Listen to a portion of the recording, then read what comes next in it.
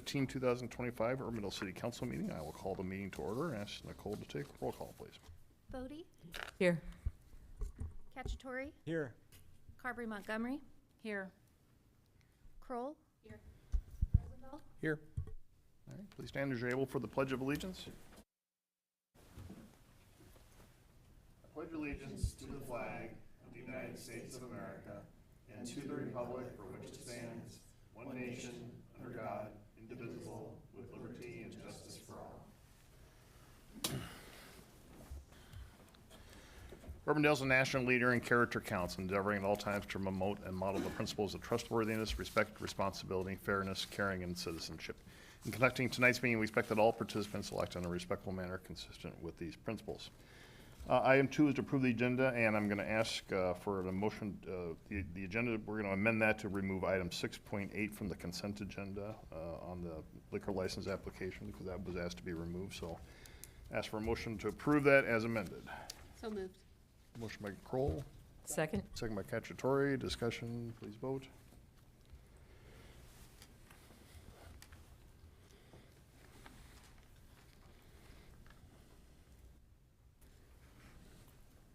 Passes?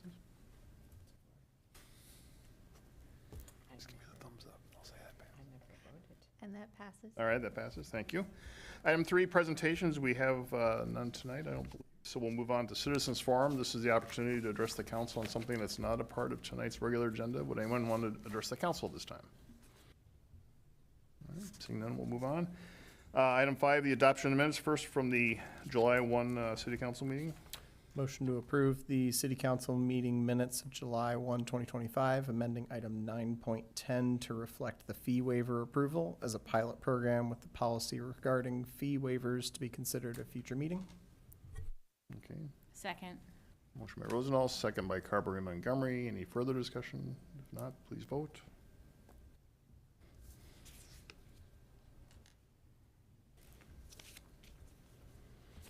And that passes. All right. Item 5.2 is to consider the minutes from the Lunch and Learn meeting. So moved. Motion by Kroll, Second. second by Bodie. Discussion, please vote.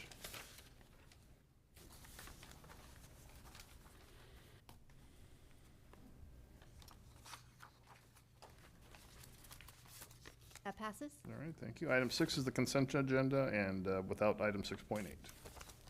So move. Motion by Bodie, Second. second by Kroll. Discussion, please vote.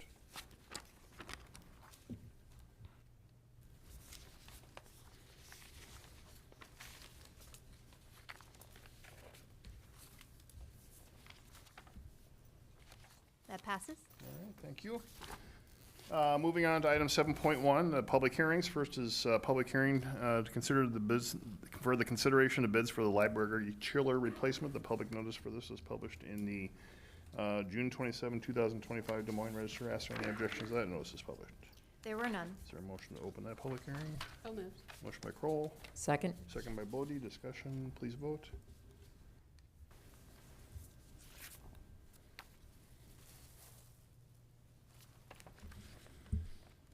That passes. All right, thank you. And open this item is our Assistant Parks and Rec Director, Scott Hoke. Scott?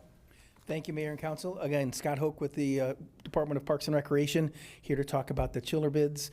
We received bids on July 9th. We had 6 bids altogether, and the low bid of $212,200 from XL Mechanical is the staff recommendation on moving forward, and I'd be happy to answer any questions and share that Nicholas is here to show strong support for fixing the chiller and all the components in the library. So, All right. Thank you, Scott. Any questions for Scott on this? All right, we're in public hearing on this item. Would anyone want to address the council on this item? Seeing none, is there a motion to close the public hearing? So move. Motion by Kroll, second by Bodie. Discussion, please vote. It was a photo finish.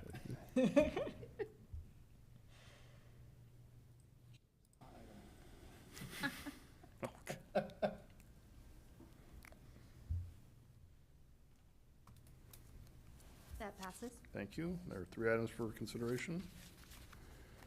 So move Resolution 213-2025. Motion by Bodie, Second. second by Rosendahl. Discussion, please vote.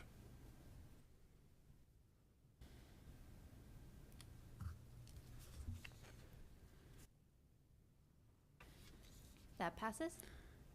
Move Resolution 214-2025. Motion by Bodie, Second. second by Rosendahl. Discussion, please vote.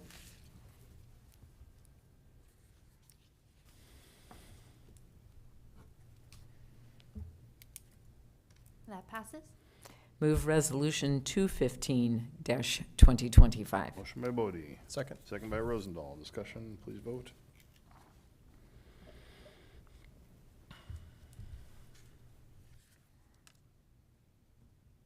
And that motion passes. All right, thank you. Moving on to item 8, establish public hearings. We have we have 2, but the first is item 8.1 to establish the public hearing for the bank stabilization improvements for Gulfview Creek. And John, answer any questions if there are. Motion to approve resolution 216-2025. Motion by Kroll. Second by Cacciatore. Discussion, please vote.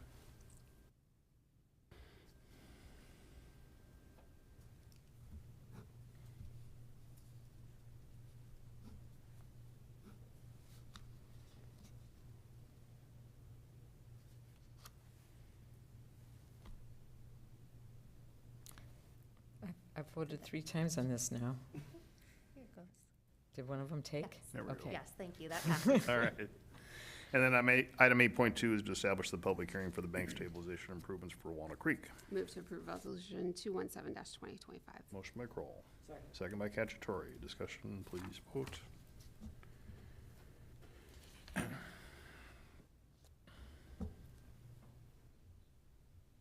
That passes. Thank you. Moving on to regular agenda items. First is item 9.1, and that's to consider ordinance 2025-14 vacating a water and sanitary sewer easement in Lot 1 of Sunflower Plat 1 and lots 1, 2, and 3 of Sunflower Plat 5. And Christie, you would answer any questions if there are. This is just to expedite things so that we can get the new easements set up.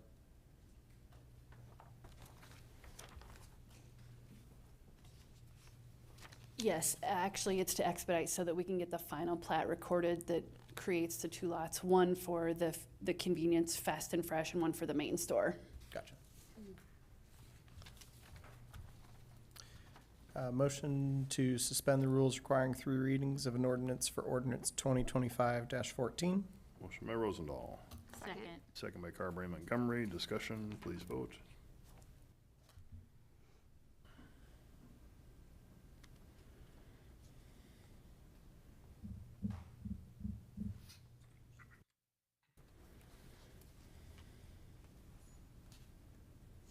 Have not gotten it. I'm a yes.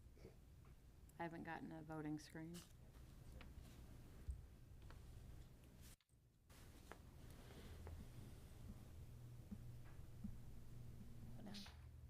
No?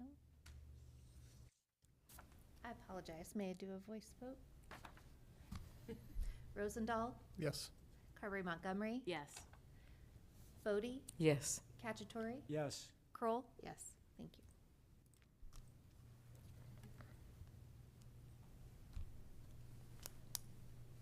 All right. Motion to waive the second reading and approve the third and final reading of ordinance 2025-14.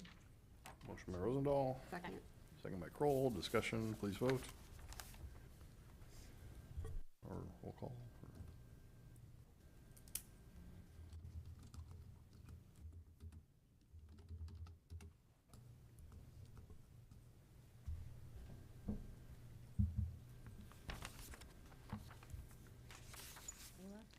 Yep. There we go. And that passes. All right, thank you. Item 9.2 is consider the contract for the Crisis Intervention Team Services. And introduces our Police Chief, Rob Johansson. Chief?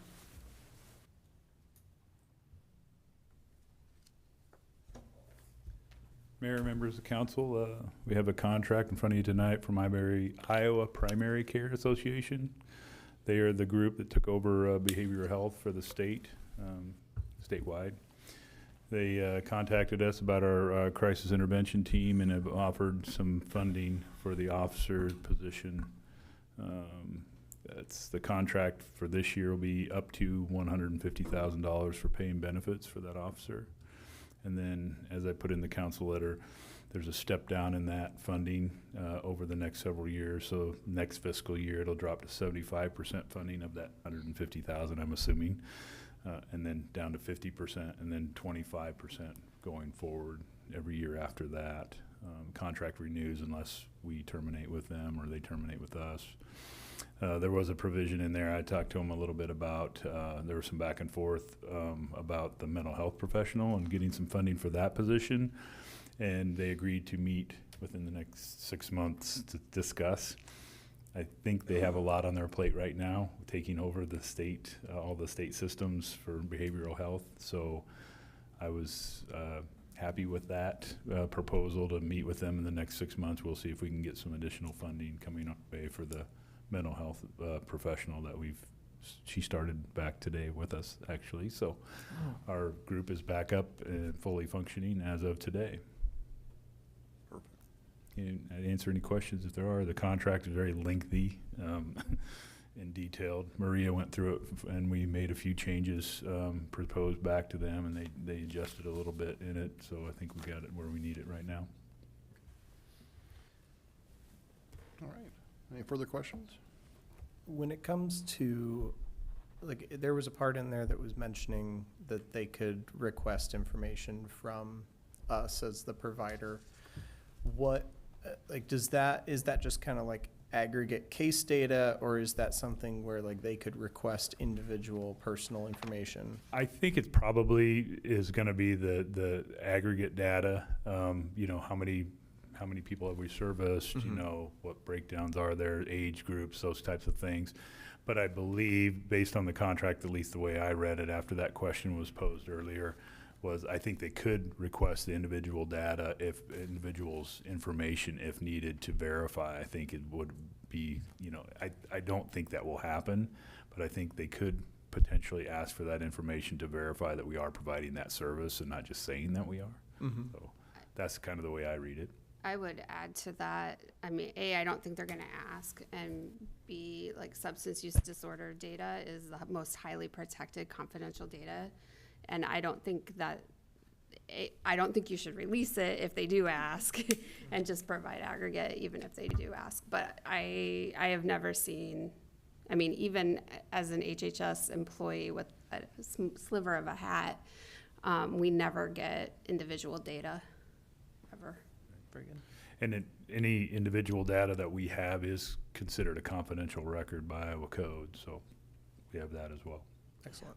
Yeah, I would encourage us to make sure that we keep that in mind and protect it. So last meeting, we approved a contract with Windsor Heights to provide services to them. So what they're paying, which was like $15,000. No, it's 15% of total cost. 15% of total cost, okay.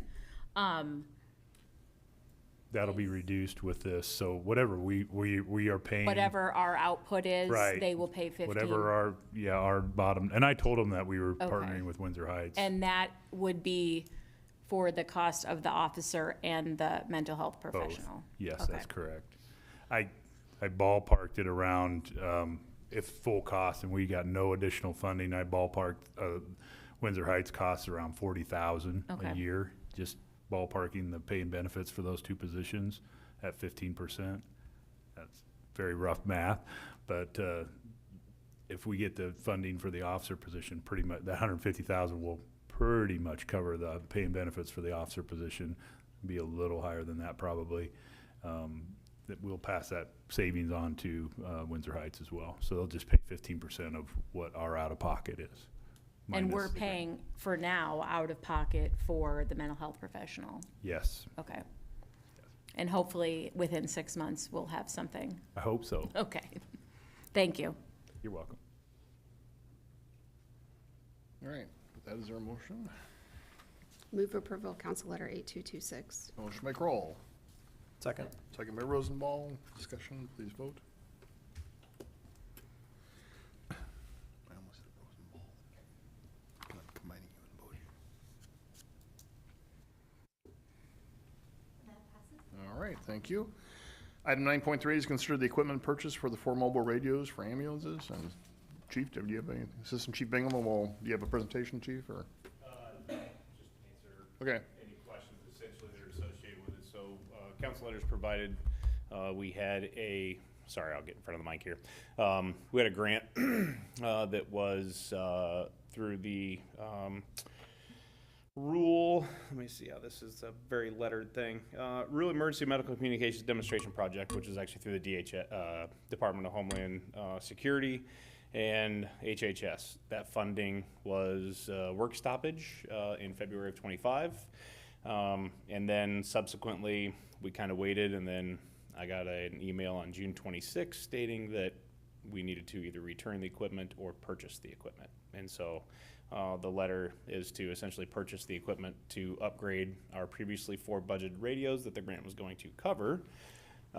So then we can get the 4 ambulances up to the same par as what the rest of our vehicles are, with encryption and everything else, so. All right. Well, I very much appreciate our financial abilities to purchase these within our budget.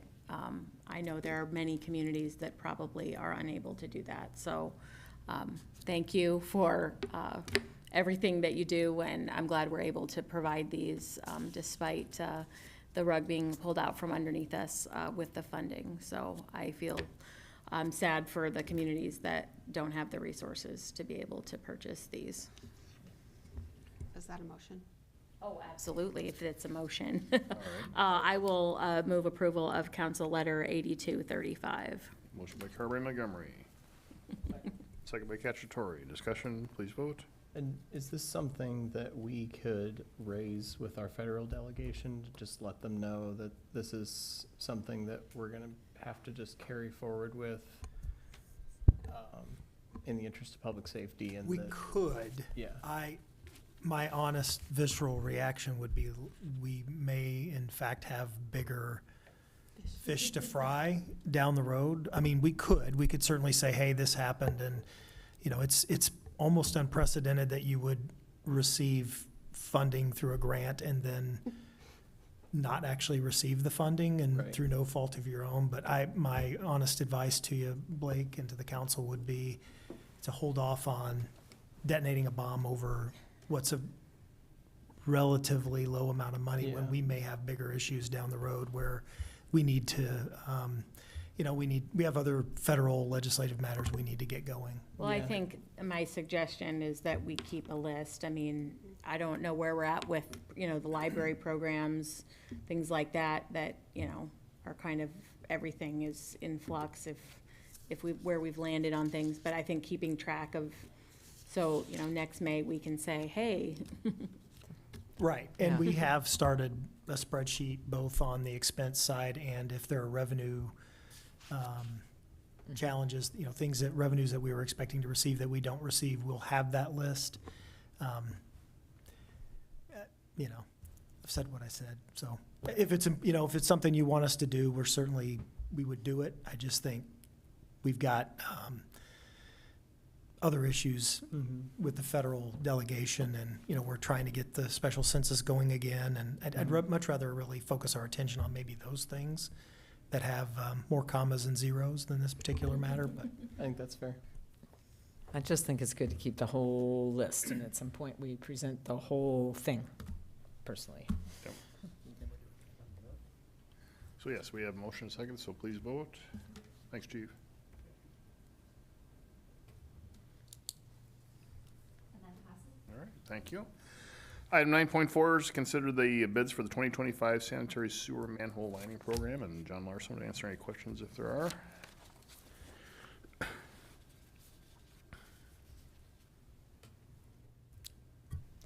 Motion to approve resolution 211-2025. Okay, motion by Rosendahl. Second? Second by Bodie. Discussion, please vote.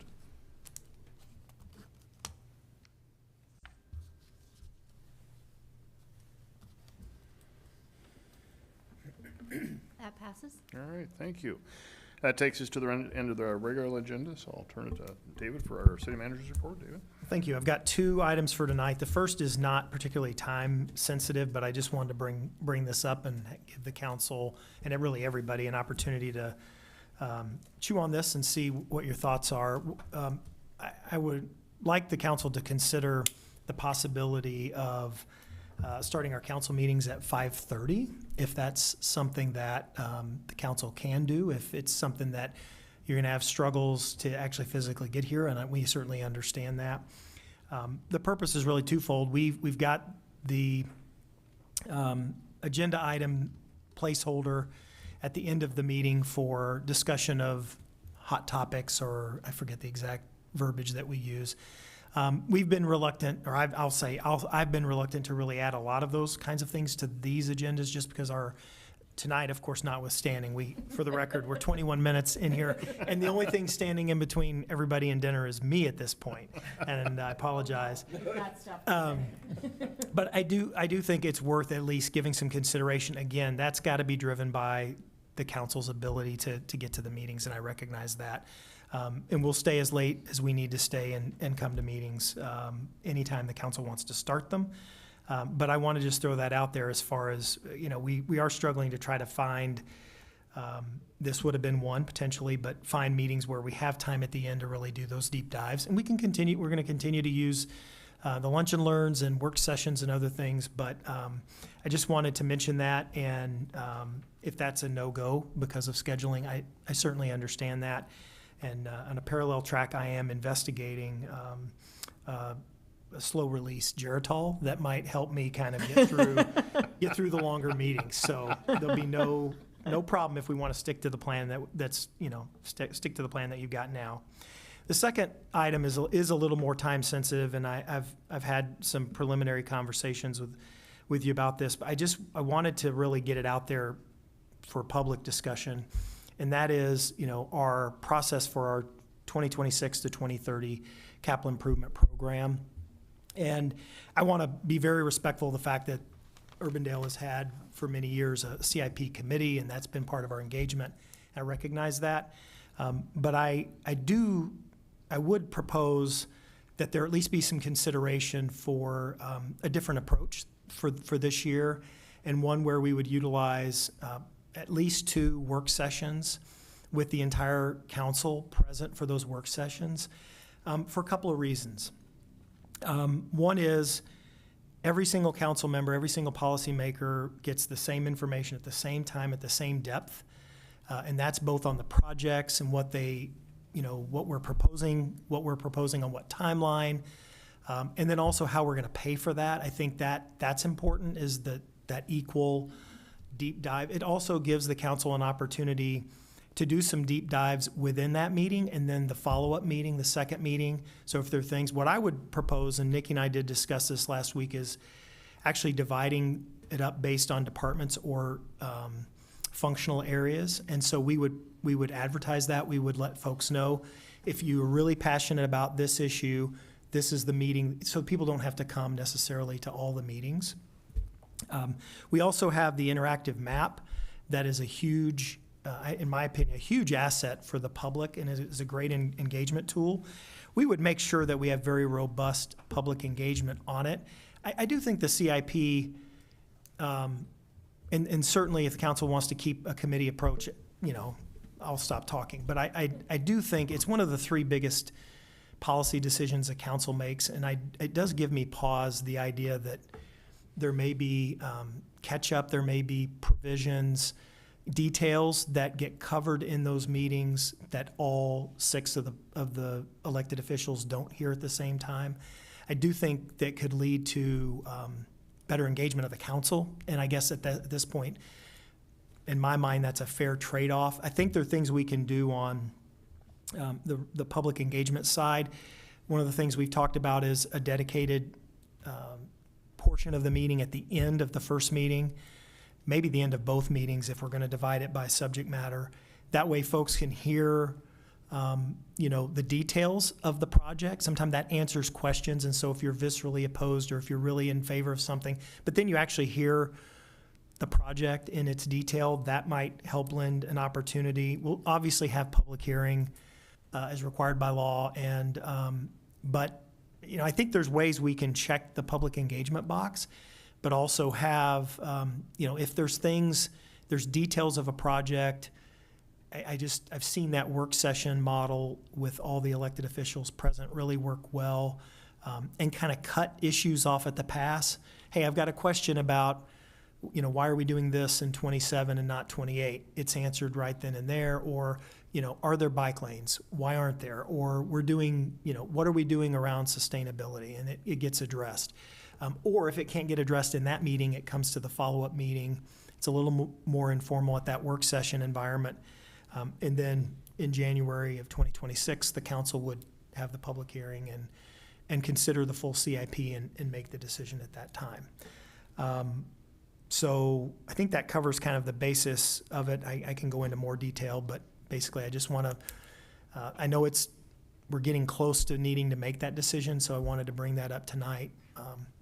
Are you open to some comments? I mean, I know we've discussed this No. extensively. Well, Absolutely. Yeah, that's the whole point. in our 2 meetings, I mean, I've served on the commission or the committee the whole time I've been on the council. I also served as a P&Z rep back in the day.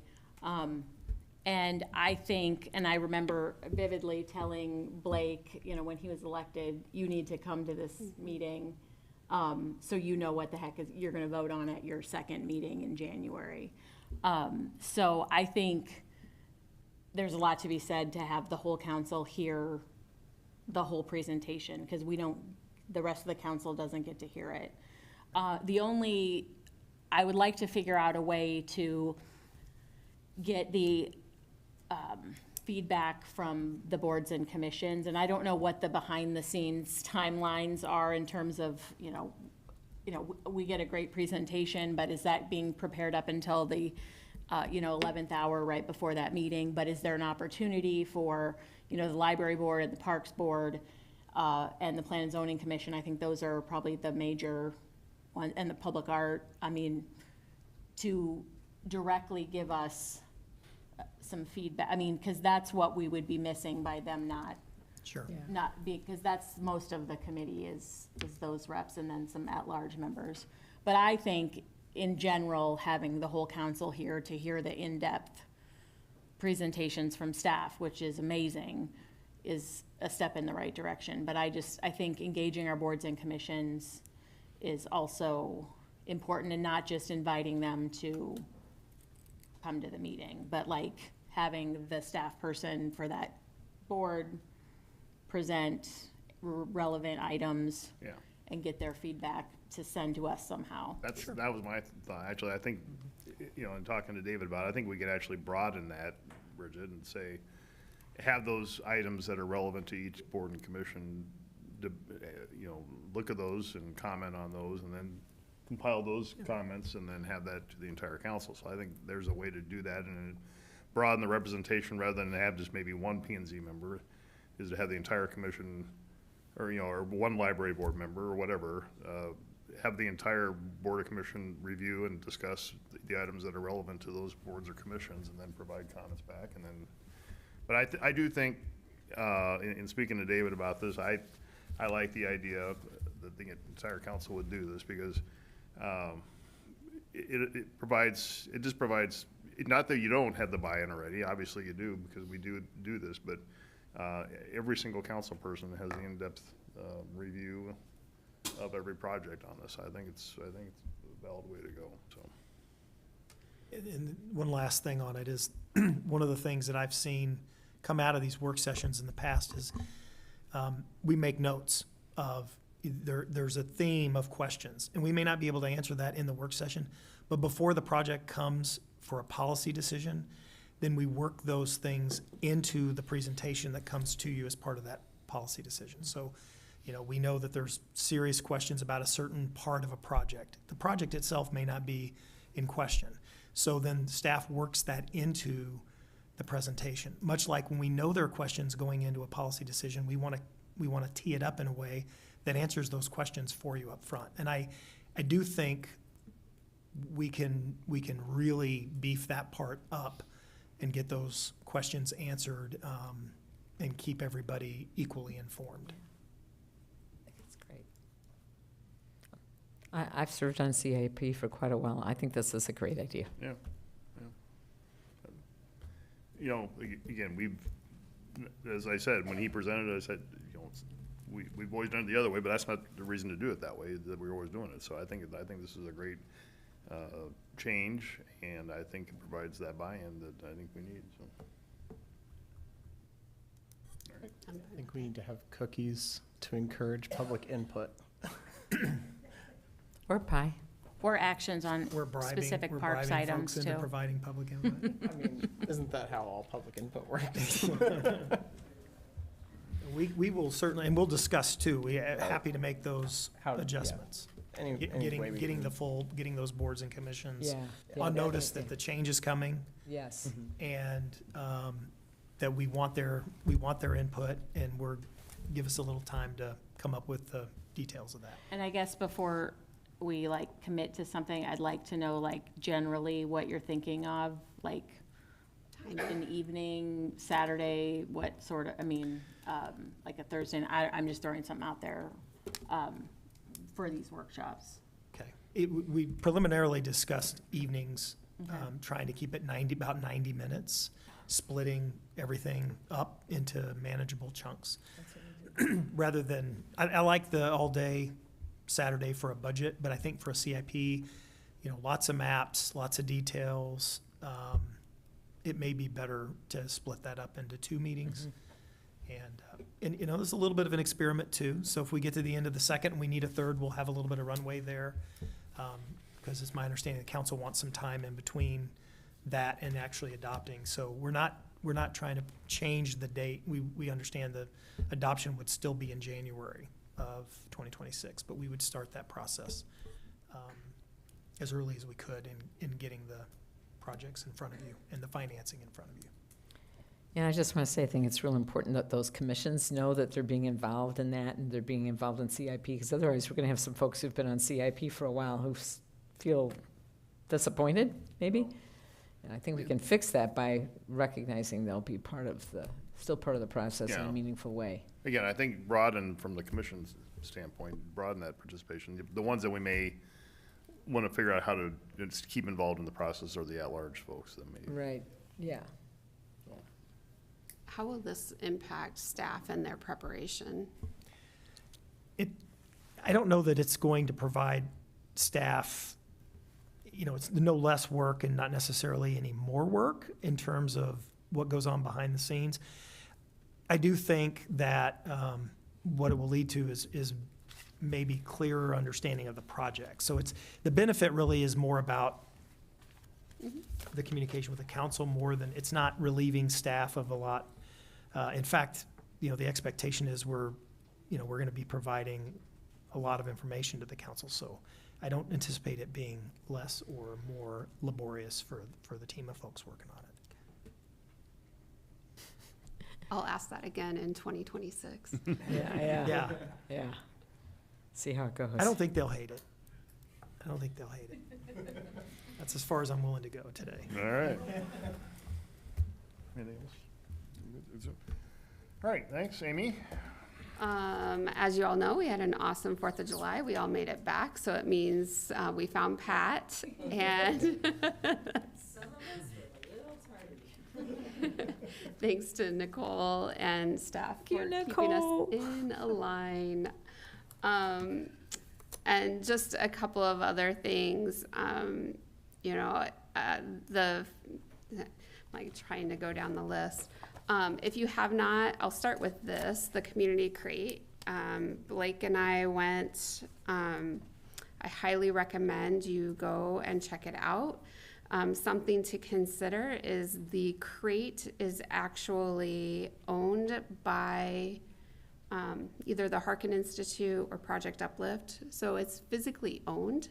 It goes into storage, and City of Des Moines regs only allow it to be displayed for 10 days at a time. But they are looking for homes for it to go and visit. So if we want to host it, that is an option. I think that would be a great idea, and it might actually show that the suburbs care about affordable housing. So I'm just throwing that out there, that it is open for adoption for a short term. Yeah, and it takes like 30 minutes to go through it. So if you got some time, it's worth running down there and checking it out. Just to make you all aware, I'm keeping in touch with the family whose house had the tree go through it because they're currently homeless. So I'm having some regular conversations with them and helping them through, just keeping pulse on what's going on. And then, as I'm sure all of us, as the cyclists on the crew, our hearts go out to the family and of the cyclist that was impacted this weekend. So that's all I got. Thanks, Amy. Joe? Yeah, I just want to echo Amy and thank Nicole and staff for the July 4th parade support. I thought everything went off really well. It was a little bit fast-paced, but a lot of fun. It was a sprint. It was a bit of a sprint. It really went fast this year. A hot lap. But, we all, worked the weather machine and, made sure it didn't rain. So Yeah. we have those powers, I guess. That's true, yeah. I've heard. That's a joke. It's a joke. I was accused of having the I know. powers. Speaking of affordable housing, I appreciated the Human Services Committee Affordable Housing Report. I know a lot of work went into that. Also was heartbroken by the fatality. I don't think we have a lot of facts just yet, so I don't want to say a whole lot, but if whoever was impacted is listening here, we all were heartbroken and affected by that, I know. I will be on RAGBRAI next week, so we'll likely not be able to patch into the Lunch and Learn, and that's I think the first one I will have missed. But if I can patch, We have I'll one let next you know, but. No, What's we that? don't have one. We don't have one next week. Oh, No, no, you're we did. free.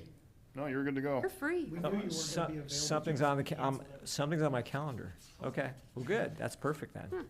Well, never mind. I will Feel be- free to give us a call, though, in the evenings sometime when Yeah, you're having a right. good time. I'm gonna try to rep Urbandale on the route by, I don't know, putting maybe sewing a flag onto my jersey or something like that. We probably need jerseys, Mr. Mayor. I would go for that, sure. Right? Yeah. And they have a day where you can. I think we need to work on that. You can, Curtis, you can, Derek? All right.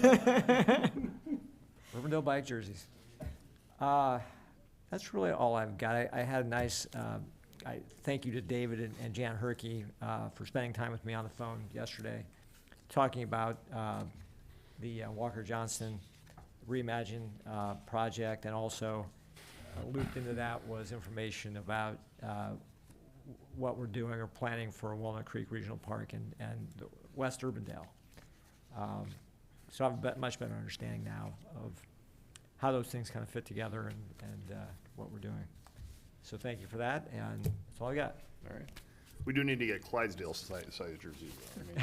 I mean, or the ability to get those at least, not just the skinny little guys. Put me on the list for a special order bike jersey when we figure that out, right? Only thing, ditto to everything that's been said earlier. For the 4th of July, I just want to extend a thanks to the entire 2nd through 4th. The city, though not organizing the celebration, is deeply involved in public safety, in setup and tear down and cleanup and all of those things. So really want to appreciate everybody's overtime and attention to that. I know the city's very well represented in that, and they do a great job, so. Bridget? I just want to express my deepest sympathies to the family and friends of the cyclist that was killed in such a freak accident over the weekend. Again, echo the sentiments about 4th of July. I mean, I think we do the best of the best in Iowa. Many thanks to the Lions Club, too, for putting on such a So I'm actually headed to Kansas City this weekend to attend the American Public Transportation Association Transit Board Member Seminars. So I'm going to come back, I don't know with what, but a lot of information about how to be a better public transit board member. And David, can you provide, I don't know, in your email or somehow an update on how we're responding to the concerns that were brought to us related to cobblestone? I think they were very well represented here and had some we had a lot of good conversations with them, so I'd love to hear where that's at. And then I made a reference to when Amy was talking about the housing crate. Has there been any, I mean, it's pretty recent, but at MAC related to Des Moines housing plan or housing survey? We meet Thursday morning at 8 a.m.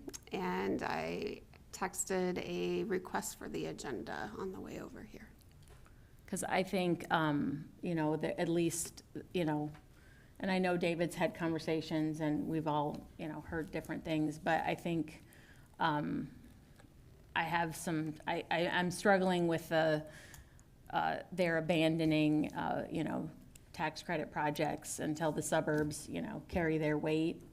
And I think that's been I think there were removed. some adjustments. Yeah. well, it was I don't know what was approved at the meeting on Monday, and I saw Joe pass that out, but I mean, I think the sentiment is, even if it was removed, I think the sentiment is still there from certain members of that council. So I'd just like to know if that gets discussed, if you can report back. And as we're talking about Des Moines Council, they had their first reading of franchise fee was approved 4-3 at their meeting on Monday. For DART, yes, so 2.5%. There's a lot of questions still to be answered, but as of what was approved in the first reading, it's a clean bill, as they say, and it just addresses the 2.5% franchise fee. So there will be more to come on that. We are not allowed to do franchise fee with DART, is that right? Well, the statutory maximum is 5% for all cities except for the city of Des Moines. And Des Moines has a special carve-out in the law to go up to 7.5%. But if it goes to 7.5%, the delta between 5 and 7.5% must be used for public transit. So, yeah, we could, you know, cities can, but there's a levy, a statutory levy for transit. So cities wouldn't typically look to the franchise fee for that because their expenditures for transit are covered under that statutory levy. We're nowhere near the statutory levy maximum. But Des Moines is, Windsor Heights is, and West Des Moines are. And there was an attempt to make a local option hotel motel tax to go to transit, and that was torpedoed at the legislature. And then there was an attempt at the last minute to make the franchise fee open to everyone as well, and it was very clearly made for just Des Moines to be able to access it. Just a couple of quick things, and again, echoing everything that's been said so far about all the great work at the 4th of July Committee, and of course, our sorrow over what happened on the trail. I do want to mention 2 events. Today at 3 o'clock was the groundbreaking for the Hubble Trailhead at Icon. So 2027 should be the year that we can take children and grandchildren out to learn about whitewater and fishing and fish passage and things like that over at Grays Lake by the Hubble Trailhead. That was a very exciting and well-attended groundbreaking. And then on August 4th, unfortunately, we have a council meeting that night because of National Night Out. I got myself a ticket before I realized that.